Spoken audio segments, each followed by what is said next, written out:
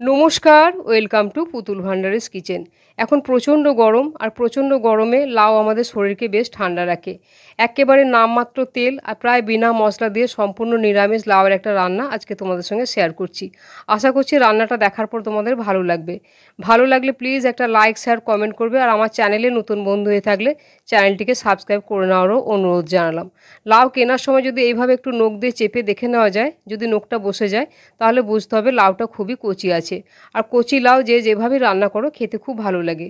লাউটাকে পরিষ্কার করে ধুয়ে নিয়েছিলাম কাটার আগে, তারপরে এইভাবে একটু মোটা মোটা করে কেটেছি, খুব বেশি মিহি করে কাটিনি। লাউটা খুবই কচি, একেবারেই দানা হয়নি, তাই এভাবে কেটেছি। রান্নাটা খুব তাড়াতাড়ি হয়ে যাবে।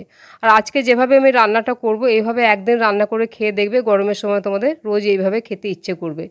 রান্না করবার জন্য গ্যাস অন করে কড়াই বসিয়ে দিয়েছি। সামান্য পরিমাণে একটুখানি জল দিয়ে দিলাম। জল যখন গরম হয়ে যাবে, যে লাউটা আমি কেটে রেখেছিলাম, কেটে রাখা লাউটা দিয়ে দিচ্ছি। লাউ কিন্তু কেটে রাখার পরে আর ধোয়া যায় না, তাহলে প্রচুর জল হয়ে যায়। এখন একেবারে পরিমাণ বুঝে নুনটা দিয়ে দিলাম। নুনটা দেওয়ার পরে লাউটাকে একবার বেশ কিছুক্ষণ একটু নাড়াচাড়া করে দিচ্ছি। সামান্য একটু জল দিয়েছিলাম, তা নাহলে তলায় লেগে যেত। এখন নুন দিয়ে দিচ্ছি, লাউ থেকে প্রচুর জল বেরিয়ে যাবে। এখন এটাকে আমি 3 থেকে 4 মিনিটের জন্য মাঝারি আঁচে এটাকে ঢাকা দিয়ে দেবো। প্রায় 3-4 মিনিট ঢাকা দিয়ে রেখেছি। এখন আমি ঢাকাটা খুলে নিচ্ছি, একবার নাড়াচাড়া করছি। লাউটা থেকে প্রচুর জল বেরিয়েছে, আর এই লাউয়ের এই জলটা খুবই শরীরের পক্ষে উপকারী, তাই এই জলটা কোনো মতেই ফেলবো না। লাউটা বেশ অনেকটা সেদ্ধ হয়ে গেছে। এখন একটা অন্য পাত্রে ঢেলে রেখে কড়াইটা পরিষ্কার করে আবারও বসিয়ে দিয়েছি। 1 চামচ পরিমাণে দিয়ে দিলাম সর্ষের তেল, আর খুব সামান্য পরিমাণে একটু গোটা জিরে ফোড়নে দিচ্ছি। একটা শুকনো লঙ্কাকে 2 টুকরো করে রেখেছি, একটা লঙ্কা দিয়ে দিলাম। 2টো ছোটো সাইজের তেজপাতা পরিষ্কার করে ধুয়ে মুছে রেখেছি, দিয়ে দিলাম। আর এখানে দিচ্ছি খুব সামান্য পরিমাণে 1 চুটকি দিচ্ছি হিং। লাউয়ের মধ্যে হিং খুবই ভালো লাগে, তবে যদি হিং অপছন্দ করো সেক্ষেত্রে হিংটা বাদ দিয়ে দেবে। একটা ছোট সাইজের টমেটো কুচি রেখেছিলাম, টমেটো কুচানোটা দিয়ে দিলাম। আর খুব সামান্য পরিমাণে একটুখানি নুন দিচ্ছি।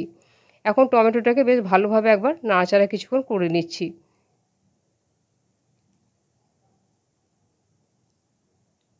বেশ কিছুক্ষণ নাড়াচাড়া করে নেওয়ার পরে এখন আমি এটাকে একটুখানি ঢাকা দিয়ে দিচ্ছি, তাহলে টমেটোটা বেশ ভালোভাবে গলে যাবে। কিছুক্ষণ পরেই ঢাকাটা খুলে নিয়ে টমেটোটাকে আবারও ভালোভাবে নাড়াচাড়া করব। তার আগে আমি এখানে দিয়ে দিচ্ছি খুব সামান্য পরিমাণে একটু ছোলা ভেজানো দিয়ে দিচ্ছি এর মধ্যে। আর পরিমাণ মতো দিচ্ছি হলুদ। লাউর মধ্যে খুব বেশি হলুদ লাগে না। আর এখানে 4 চামচের 1 চামচ পরিমাণে শুধু আদা বাটা দিচ্ছি, এর মধ্যে আমি কোনো রকম লঙ্কা বাটা দিইনি। বাটিটা ধুয়ে সামান্য পরিমাণে একটু জল দিচ্ছি। এই মশলাটাকে কম আঁচে এখন ভালোভাবে একটু কষিয়ে নেব। মশলা বলতে এখানে আমি আর কিছুই দেব না, সামান্য একটু আদা বাটা দিয়েছি। আর একটা ভাজা মশলা করব, সেই মশলাটা দিয়ে লাউটা রান্না করলে খেতে একেবারে অসাধারণ লাগবে।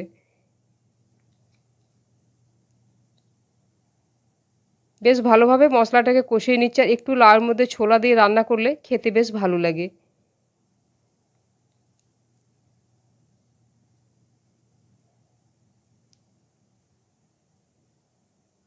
গরমের সময় আমরা সবাই কম তেল মশলা খেতেই পছন্দ করি। এইভাবে লাউটা রান্না করবে, আশা করছি খুব ভালো লাগবে। মশলাটা কষানো হয়ে যাওয়ার পরে সেদ্ধ করা লাউটা একেবারে জল সমেত দিয়ে দিলাম।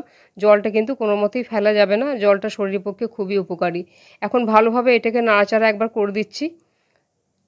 আর লাউটা যেহেতু আমার অনেকখানি সেদ্ধ হয়ে গেছে, তার লাউটাকে আমি কম আঁচে রান্না করব না, একেবারে মাঝারি আঁচে এটাকে রান্না করতে হবে, তা নাহলে এটা অনেক গলে যাবে আর প্রচুর জল বেরোবে লাউ থেকে। এখন এটাকে ঢাকা দিয়ে আমি রান্না হতে দিলাম। প্রায় 4-5 মিনিট ঢাকা দিয়ে রেখেছি। 4-5 মিনিট পরে আমি ঢাকাটা খুলে একবার দেখে নিচ্ছি নাড়াচাড়া করে যে কতটা জল আছে। লাউটা তো দেখেই মনে হচ্ছে বেশ অনেকখানি সেদ্ধ হয়েই গেছে ভালোভাবে। এখন যা দেখছি জলটা আছে, সেই জলটা আরও কিছুটা জলটাকে শুকোতে হবে। এখনও বেশ অনেকখানি জল আছে। এটা নিরামিষ রান্না, তারপর লাউ একটু মিষ্টি দিতেই হবে। আমি 1 টুকরো গুড় দিয়ে দিচ্ছি, তোমরা চাইলে চিনি দিতে পারো। আর ঝাল মিষ্টিটা তোমরা তোমাদের পছন্দ মতো কম বেশি করে নেবে। ভালোভাবে একবার নাড়াচাড়া করে দিচ্ছি। এই যে জলটা আছে, এই জলটাকে একটু মাখো মাখো করতে হবে। এখন আমি 2টো চেরা কাঁচা লঙ্কা এখানে ওপর থেকে দিয়ে দিচ্ছি। এই কাঁচা লঙ্কাটার ঝাল হবে না, কিন্তু এর গন্ধটা খুব ভালো লাগবে। আর আজকে তরকারিটা আমি খুব বেশি ঝাল দিচ্ছি না, সামান্য তেল মশলা দিয়ে রান্না করছি। এটাকে এখন ঢাকা দিয়ে একটা ভাজা মশলা সেটা আমি করে নিচ্ছি। এদিকে একটা তড়কা প্যান বসিয়ে দিয়েছি, 4 চামচে 1/2 চামচ পরিমাণে দিয়ে দিচ্ছি 5 ফোড়ন। আর এখানে দিয়ে দিচ্ছি 4 চামচের 1/2 চামচ দেবো রাঁধুনি। 5 ফোড়নের মধ্যে রাঁধুনি থাকে, কিন্তু খুব কম পরিমাণে থাকে। একটু রাঁধুনি এই লাউয়ের মধ্যে দিলে খেতে খুব ভালো লাগে। শুকনো অবস্থায় একটু নাড়াচাড়া করে বেশ ভালো করে ভেজে নিচ্ছি, তবে খেয়াল রাখতে হবে মশলাগুলো যাতে পুড়ে না যায়। যখন এরকম ফুটতে শুরু করবে, গ্যাসের ফ্লেমটাকে অফ করে দিয়েছি। তরকা প্যানটা গরম আছে, এর মধ্যে এটা ভাজা হয়ে যাবে। এখন এটাকে নামিয়ে ঠান্ডা করে এটাকে আমি শিলের মধ্যে গুঁড়ো করে নিচ্ছি। এই সামান্য 5 ফোড়ন রাঁধুনিটা ভেজে গুঁড়ো করে যদি লাউ রান্নার মধ্যে দেওয়া যায়, এত ভালো লাগে খেতে যে একবার এইভাবে করলে বারবার এই মশলাটা দিয়ে খেতে ইচ্ছে করবে। মশলাটাকে এইভাবে গুঁড়ো করে নিচ্ছি। এখন তরকারিটা ঢাকা খুলে দেখে নেব কী পর্যায়ে আছে। ঢাকাটা খুলে দিচ্ছি, ভালোভাবে একবার মাখো মাখো করে নাড়াচাড়া করে নিচ্ছি। দেখেই মনে হচ্ছে এটা খুব সুন্দর হয়েছে, একেবারে মাখো মাখো হয়ে গেছে, জলটাও বেশ শুকিয়ে গেছে আর লাউ তো একেবারে গলে গেছে। এখন যে মশলাটা আমি ভেজে রাখলাম সেই ভেজে রাখা মশলাটা দিয়ে দিচ্ছি। এইভাবে লাউটা রান্না করে খেয়ে দেখবে, আশা করছি খুব ভালো লাগবে। বেশ ভালোভাবে নাড়াচাড়া করে দিয়েছি, তরকারিটা একেবারে মাখো মাখো হয়ে গেছে। এটা সব কিছুর সঙ্গেই খেতে খুবই ভালো লাগে। আজকে লাউ রান্নার রেসিপিটা কেমন লাগলো কমেন্ট করে জানাবে। ভালো লাগলে লাইক শেয়ার কমেন্ট করবে। চ্যানেলে নতুন বন্ধু হয়ে থাকলে চ্যানেলটিকে সাবস্ক্রাইব করে নেওয়ার অনুরোধ জানালাম। রান্নাটা সম্পূর্ণ দেখার জন্য ধন্যবাদ। তাহলে আবার অন্য কোনো দিন দেখা হবে অন্য কোনো রেসিপিতে। সবাই ভালো থাকবে। নমস্কার।